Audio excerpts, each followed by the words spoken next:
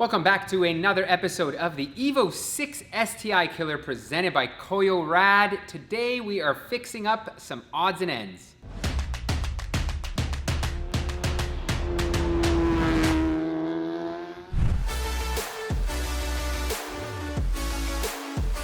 I know in the last episode I said we would be on the dyno, but we still have a couple of small things that we need to figure out with this vehicle. And I figured why not shoot an episode and show you how we diagnose things. So without further ado, let's get down to the fuel gauge, which has been acting up. During our break-in procedure, I noticed that the fuel gauge on the AEM CD5 digital display dash was reading, I think almost like 3/4 full and waving almost to full. So I knew we had an issue there, and what I've done already is just pulled apart the dash, plugged in our old cluster just to confirm where we were at with the fuel level, and it's actually reading down here almost, I'd say, 1/8 empty. So we have a bit of a discrepancy because right now this is reading 1/8 from full. So I think I've got the numbers wrong, which will hopefully be an easy fix. So it looks like, in fact, I do have our numbers reversed here to a certain extent, because as you can see, right now our scale goes up this way, and we're supposed to be at 41.9 ohms for empty and 6.1 ohms for full. So I think what I need to do here actually is switch this out to 41.9 and then the number here to 6.1, and that should reverse the scale. So there we are. So I think that should be good. Let's load this up and have a look. And there we are. It looks like we are reading, I mean, super close to where the original OEM gauge is reading. So just to be sure, what we're gonna do now is fill the gas tank up and cross-reference and see, because I also don't know if the OEM gauge is reading correctly, because I did fiddle. We had the gas tank out, so we did fiddle with those level sensors and whatnot. So let's fill this thing up and see where we're at. So gas is going in, and I'm watching the gauge, and we'll see if it's going in the right direction. Then I think we're good. If it's not, then we've got a problem. Okay, so we are at just over half a tank of gas right now, so I'm gonna put the factory gauge in and see where we're at. Great success. Our fuel gauge is reading just above half, so literally the same spot where the AEM dash is. So I think we've got this finally dialed in. I'm gonna dump the rest of the tank in just to be sure. And there you have it. We've got ourselves a full fuel gauge, so everything is working there.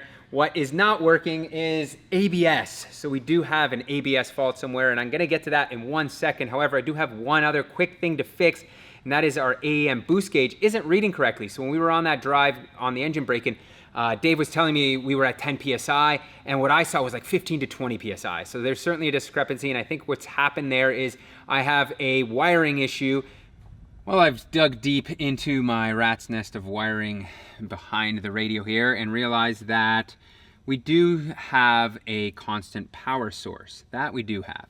However, the switched power source was hooked up to the switched power from the radio, and I think this is to our wideband. So there's a bunch of leads running off that, and we did read that that signal is a little bit noisy. So what I'm gonna do is change over the switched power to our cigarette lighter power source, which is also switched, and that'll be a cleaner signal, and we won't have a bunch of other equipment running off of it, and I think that should solve our problem. So we've gone down the rabbit hole here. The power source off the cigarette lighter produced the same results. I've tried multiple switched powers, even one directly off of the ignition, and we're still getting the same thing. When I try to crank the car, what is happening is the voltage is dropping to 0, causing this gauge to recalibrate and reset. So you can see right now it is in the 0 position, and now I will try to go ahead and start it. And you can see right there, now it's resetting. So that's causing it, when that starts up, that's giving me that misread signal. So I don't know, we're kind of going back and forth here trying to figure out what was supposed to be a simple, easy fix. We know that there should be uninterrupted power at the ECU. So I just don't know if that's the right place to be tapping this into. We were talking about maybe putting a capacitor in line, because it drops for a split second. So you really just need that voltage to stay up at that 12, 11 volt range, not drop to 0. So that may also be a solution. Anyways, post in the comments, guys. Let us know what you think. I think what we're gonna do is just leave this be for a bit and move on to the ABS now. I've got my handy launch OBD2 scan tool, and I plugged it in and ran all the trouble codes and whatnot, or the diagnostics, and we have ourselves right left sensor open in the ABS system. So I think what we're gonna do is start off by testing that corner. I thought that the Evo 8 ABS sensor that I used on the front right could be a culprit, but it doesn't seem to be showing. So let's start with that and see where we're at. Here is our ABS sensor plug, and what I noticed is the terminals are quite corroded, so that may be our issue. Hopefully, that would be an easy fix. But let's start off by testing this, so let me get my voltmeter. Got my trusty voltmeter out here with some alligator clips and some pins in, and as you can see, it's reading 0 right now. This is set to AC, and if I spin this, it should read. And we are not getting any type of signal. So let's just confirm that we've got this set up correctly on the other side here. So same setup on this side, and as you can see, it is actually showing a reading when I'm spinning the wheel. So there it is. So this side is working. So what I suspect on this side, the first thing I want to do is clean the terminals up because it was really corroded. So let's start with that, and if that doesn't improve it, then we know we have a bad rear sensor here. You won't be able to see this, but there is a ton of corrosion on the end here. And I was trying to remove the pins here, so I decided to yank on one of these, and look what happened. We do have our problem. I think I've solved it. So I've taken the plug apart a little bit further, and these terminals were very, very rusted. Unfortunately, I don't have anything kicking around like this. Honestly, I'd really just like to replace the terminals and then put this all back together and be good, because buying one of these new sensors is really difficult right now. Obviously, Evo 6s weren't in North America. So I'm gonna ask around, maybe Nam from NV Auto. He's our wiring guru. He might have something like this. Otherwise, I'll check around and we'll get back to this. So we are actually 0 for 2 right now, DP.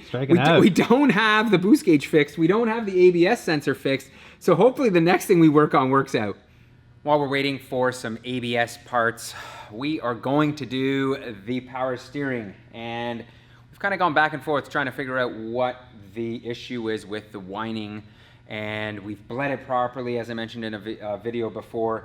We've kind of looked over the entire system. There's no leak, so it doesn't seem like there's a way for air to be entering into the system. So naturally, the next thing we're going to do is replace the power steering pump with another one. Thanks to the guys over at Evolution Theory. I always find my parts there. They're such a great group of guys on Facebook, and of course, found this one out west. Taking this pump off is fairly straightforward. However, the mess it's going to make is what I'm worried about. So we've already siphoned out a bunch of the power steering fluid out of here. I've got my hose pliers on here, pinching this line off so we get a minimal amount of fluid coming out here, but let's see what happens. Come on. Okay, that's good. That is a good sign. Not a lot of fluid. I like it. When it rains, it pours. Guess what? Our pump, our used pump that showed up, has a stripped thread out here. So I tried to bolt this in and it will not grab and go in. So this is gonna have to be tapped, and I think what we're gonna do is put in, use our thread repair kit and drop one of these in, and I think we'll be able to fix it that way, which is good. The first step is to drill the hole here, getting it ready for the helicoil. So as you can see here, now it's a matter of tapping the pump hole with the proper thread. And this is what our helicoil looks like, and as you can see, I've started threading it in here. So this is actually a really good repair and a solid one. Like, these work exceptionally well. They do not back out. So I'm pretty confident in this job. So I'm just gonna leave it right there. And there we have ourselves a perfectly good new thread to use. Look at that. Looks like the rain gods heard me because it is actually pouring outside now. So I've gotten the pump in, lots of curse words and whatnot. Again, it's just such a tight space to work on this car that I would hazard to say I may be choosing a Subaru to work on next time. I don't know, it's crazy. It is crazy to say that, but after the power steering pump on here, I'd say Subarus are a little bit easier to work on. Anyways. Here is the power steering fluid we are using. Some of you mentioned in the previous video that we may not have the right stuff. So this is like the OE equivalent power steering fluid, the Idemitsu. And I'm going to fill this up now. And then what we're gonna do is pull the coil packs, well, pull the plugs off the coil packs and the injectors. And then we're gonna crank this over and see if we can bleed the system correctly. All right, so I'm topped up, and now what I'm gonna do is crank the car over and slowly go left and right with the steering wheel lock to lock. What you guys may notice and complain about is that this car is not tilted, but the manual states the reason why they want the car off the ground is not because they need to lift it to a high point, it's just because to get the wheels off the ground. So what I'm gonna do here now is start cranking.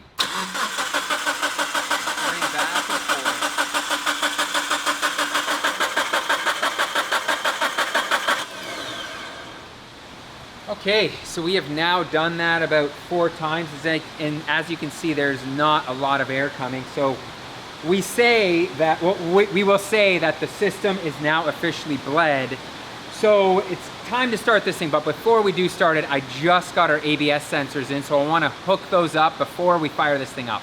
Before we jump to the back and show you what I've got for a fix for the ABS sensors back there, I wanted to address the front one because when I was looking at the back, I figured, you know what, let me just double check all the other ones. And I noticed up front here on this side, I had used an Evo 8 ABS sensor and I had ordered the driver's side one. And unfortunately, everything bolted in just fine.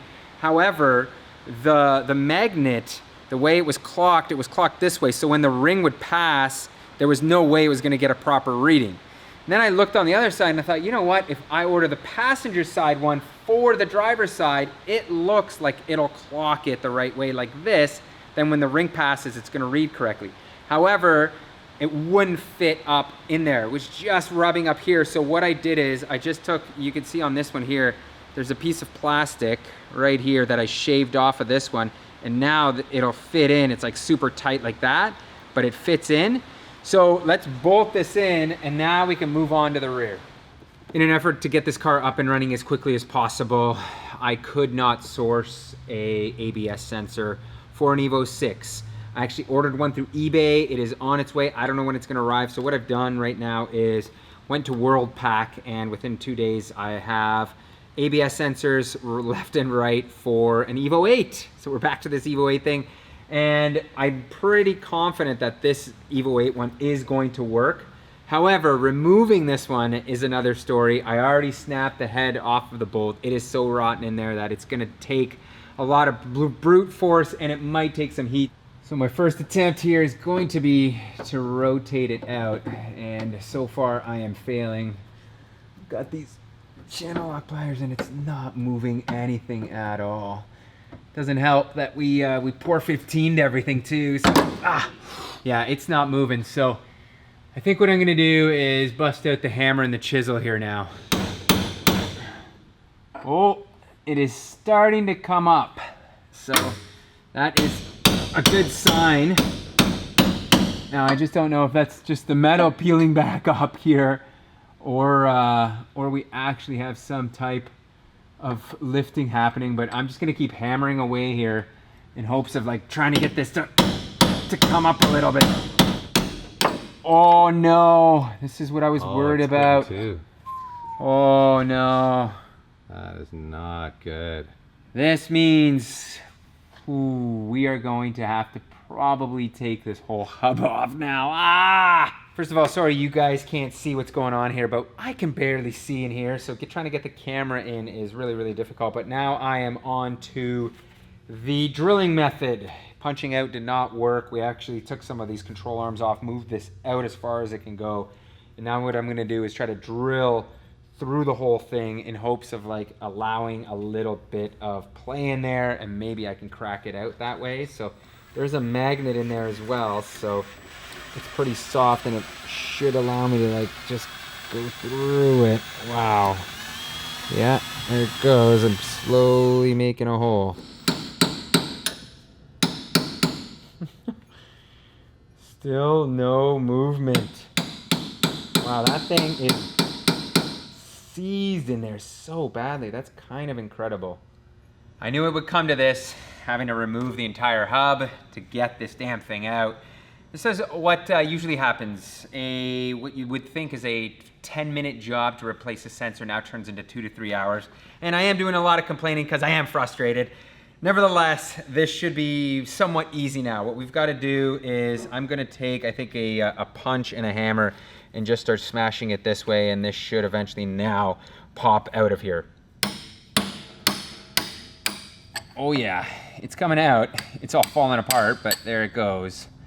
So, look at the inside of this thing. Holy crap, it is just lined with a ton of copper wire. Next up, we do have to remove this broken bolt. So I am resorting to the bolt buster. This is like a heat induction tool. So what it does is it heats the metal up, and it's really good for unseizing broken bolts. So naturally what you do here is just touch this area, you fire it up.